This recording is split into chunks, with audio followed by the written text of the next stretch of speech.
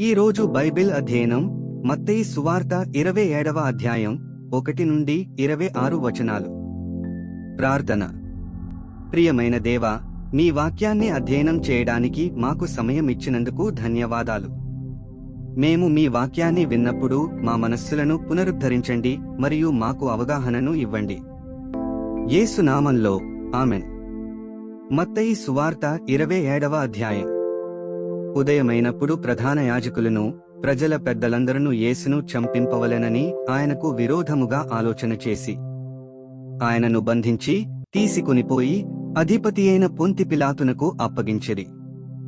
అప్పుడాయనను అప్పగించిన యూదా ఆయనకు శిక్ష విధింపబడగా చూచి పశ్చాత్తాపపడి ఆ 30 వెండి నాణములు ప్రధాన యాజకుల యొద్దకును పెద్దల యొద్దకును మరల తెచ్చి, నేను నిరపరాధరకతమును అప్పగించి పాపము చేసితినని చెప్పెను. వారు దానితో మాకేమి, నీవే చూచుకునుమని చెప్పగా, అతడు ఆ వెండి నాణములు దేవాలయములో పారవేసి పోయి ఉరిపెట్టుకునెను. ప్రధాన యాజకులు ఆ వెండి నాణములు తీసుకుని, ఇవి రక్తక్రేధనము గనుక వీటిని కానుక పెట్టెలో వేయతగదని చెప్పుకునిరి. కాబట్టి వారు ఆలోచన చేసి వాటినిచ్చి పరదేశులను పాతిపెట్టుటకు కుమ్మరి వాని పొలము కొనిరి. అందువలన నేటి వరకు ఆ పొలము రక్తపు పొలమనబడుచున్నది. అప్పుడు విలువ కట్టబడినవాని, అనగా ఇశ్రాయేలీయులలో కొందరు విలువ కట్టినవాని క్రయధనమైన 30 వెండి నాణములు తీసుకుని, ప్రభువు నాకు నియమించిన ప్రకారము వాటిని కుమ్మరి వాని పొలమునకిచ్చిరి అని ప్రవక్తైన యిర్మీయా ద్వారా చెప్పబడిన మాట నెరవేరెను. యేసు అధిపతి ఎదుట నిలిచెను. అప్పుడు అధిపతి, యూదుల రాజువు నీవేనా అని ఆయన నడుగగా, యేసు అతని చూచి నీవన్నట్టే అనెను. ప్రధాన యాజకులను పెద్దలను ఆయన మీద నేరము మోపినప్పుడు ఆయన ప్రత్యుత్తరమేమీయూ ఇయ్యలేదు.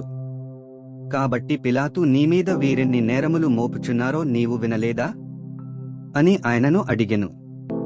అయితే ఆయన ఒక మాటకైనను అతనికి ఉత్తరమియ్యలేదు గనుక అధిపతి మిక్కిలి ఆశ్చర్యపడెను. జనులు కోరుకొనిన యొక్క ఖైదీని పండుగలో విడుదల చేయుట అధిపతికి వాడుక. ఆ కాలమందు బరబ్బను ప్రసిద్ధుడైన యొక్క ఖైదీ చెరసాలలో ఉండెను. కాబట్టి జనులు కూడి వచ్చినప్పుడు పిలాతు, నేనెవనని విడుదల చేయవలెనని మీరు కోరుచున్నారు? బరబ్బనా లేక క్రీస్తనబడిన యేసునా అని వారిని అడిగెను. ఏలయనగా వారు అసూయచేత ఆయనను అప్పగించరని అతడు ఎరిగియుండెను. అతడు న్యాయపీఠము మీద కూర్చుండియున్నప్పుడు అతని భార్య, నీవు ఆ నీతిమంతుని జోలికి పోవద్దు, ఈ ప్రొద్దు ఆయనను గూర్చి నేను కలలో మిక్కిలి బాధపడితినని అతని యొద్దకు వర్తమానము పంపెను.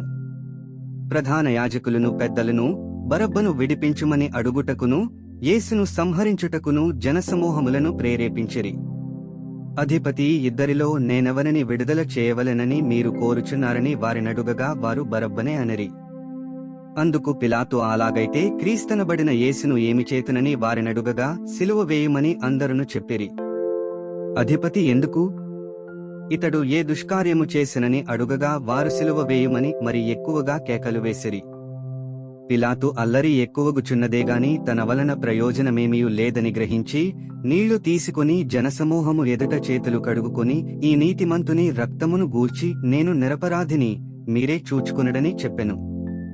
అందుకు ప్రజలందరూ, వాని రక్తము మా మీదను మా పిల్లల మీదను ఉండుగాకనిరి.